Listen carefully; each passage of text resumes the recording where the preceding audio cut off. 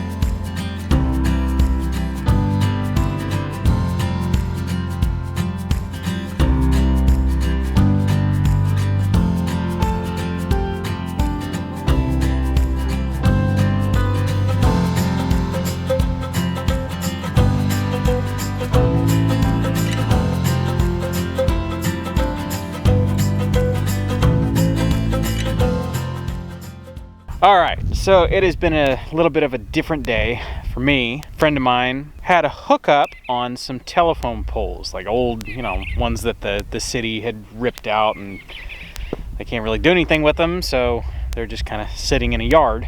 Let me show you what I do with telephone poles.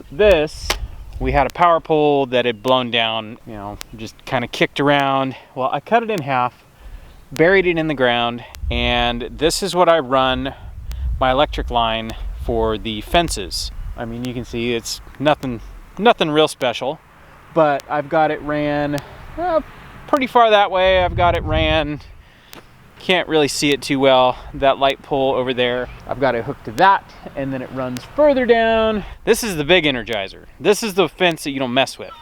If I have the chickens out around here, or the cow, or really anybody who needs protection, I'll hook them up to this big energizer, and whoa, buddy. Like those little solar ones on a chicken fence, you can step over the fence and it'll shock you a little bit.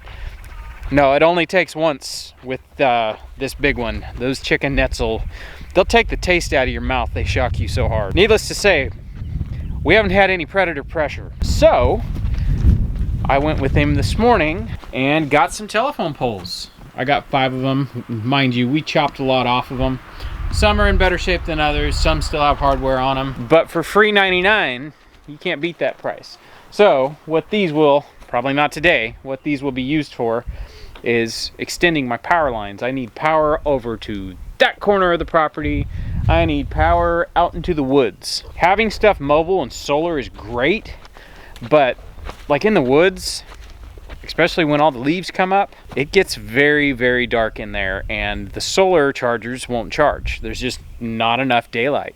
So I end up having to swap every 2 weeks about.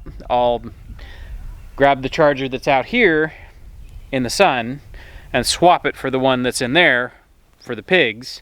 And the one that comes out here, it charges up in a day or two, and no big deal, but it's kind of a hassle. So it would be nice to be able to just have a hot wire that's hooked up to shore power and just be able to get everything hot. That'll be a future vlog.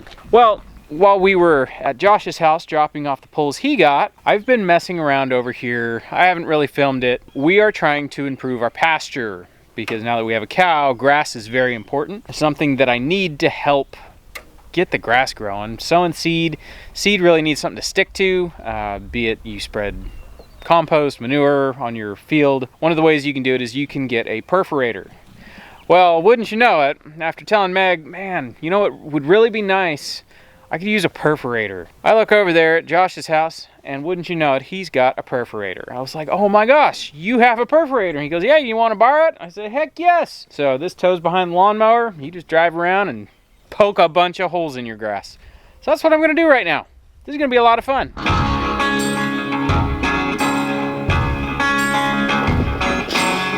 Pretty simple. So the way it works is it's got wheels on one side, flip it over, you can transport it. When you're ready to use it, flip it over the other way, and the spikes will be down on the ground. Yeah, I mean, you can pretty much figure it out. And then I assume that that side right there is so you could add some cinder blocks or something to make it really like dig in the ground. It's really cool. Thanks, Josh. Like, this is awesome. I gotta go find a pin so I can connect this to the lawnmower. I'll be right back.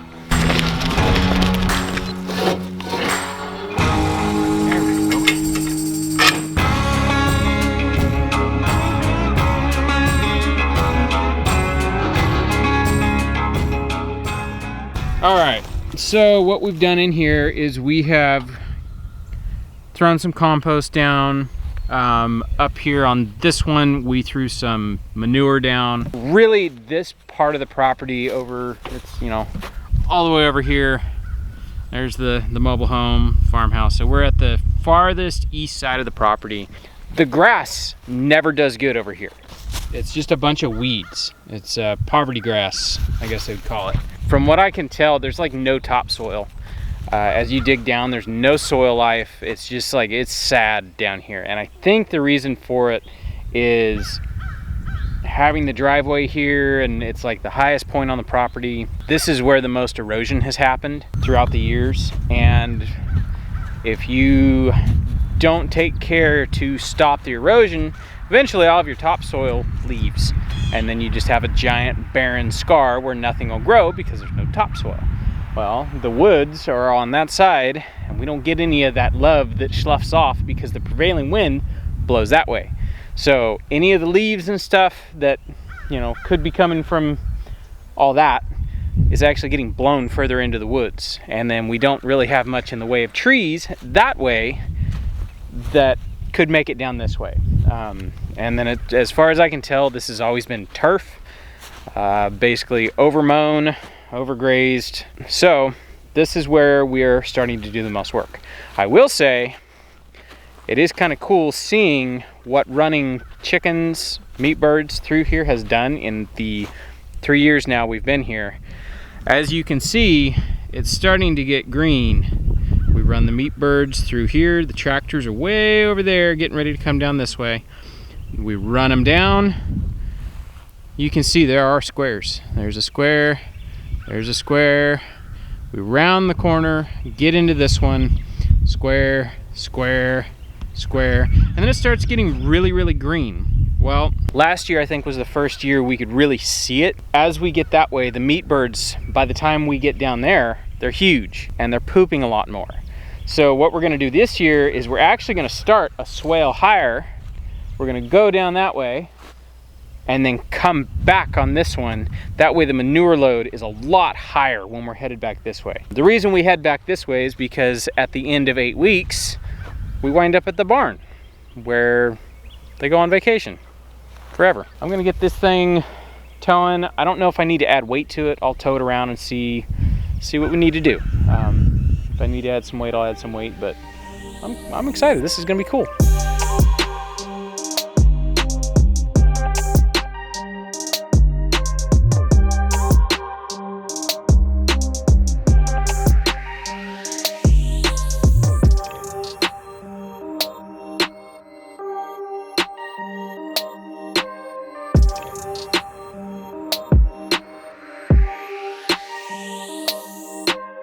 So this is kind of fun. I feel like I'm just driving around wasting time. I feel like I'm just like going in circles, but I guess I am, but with purpose. So I'm driving in circles on purpose. Yeah, that sums up a lot of my life. So it does work. It pokes nice little holes. Those teeth are only maybe, I don't know, 1.5 inches long, 2 inches long. It's gonna take a lot of holes to really aerate this soil. Deeper would be better, but hey, the tool I didn't have. I think I'm gonna throw some headphones on and perforate this yard.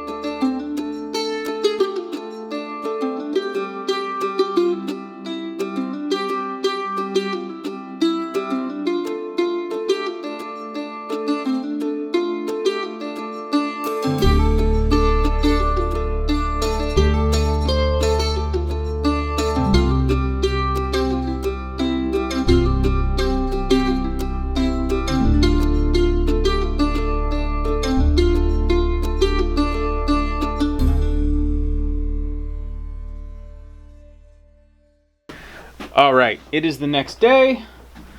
Little guy is taking himself a nap.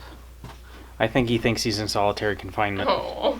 So we are going to lead him out and introduce him.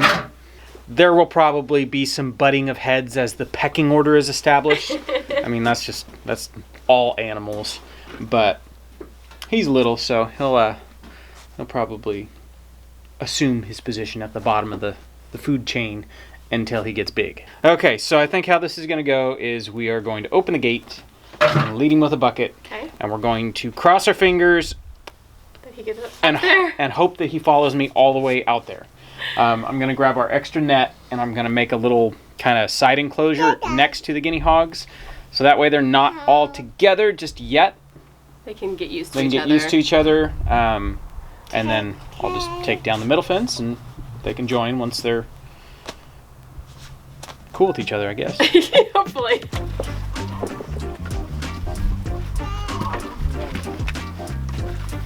Okay, get you some. He's too little. He is so little. Come on, pig. Hey, buddy. No. He's like, oh wait, hold on, I do like food. Munchie, bring the bucket. See if he'll follow that bucket.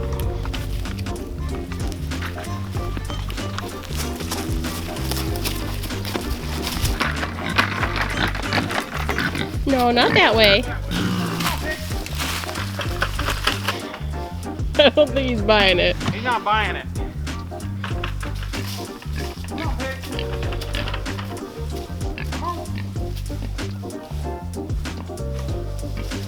Okay, well, that wasn't what we planned, but hey, All right. whatever. I mean, if they're cool, then it's cool. He's like, these are my people. Yeah. He has a mohawk. Yeah, It only makes sense we call him Mo. yeah. And the idea is that he makes Mo pigs.